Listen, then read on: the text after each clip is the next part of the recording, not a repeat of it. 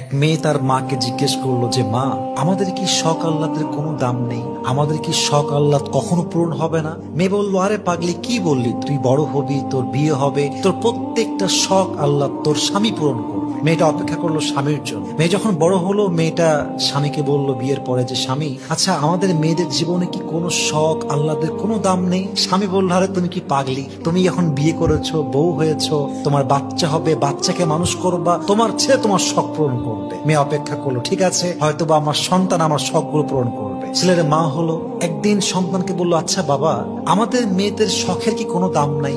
আমাদের আহ্লাদের কোনো দাম কি পৃথিবীতে নেই? সন্তান বলছে, মা তোমার কি মাথা খারাপ? তোমার বয়স হয়ে গিয়েছে, তোমার এক পা কবরে ঢুকে গিয়েছে, তুমি এখন আল্লাহ বিল্লাহ করবা, কবরের ফিকির করবা। তখন মেয়েটা বুঝতে পারলো যে আসলে পৃথিবীতে নারীদের শখ বলতে কিছু নেই। পৃথিবীটা নারীদের আহ্লাদ পূরণের জায়গা নয়। নারীদের প্রথম এবং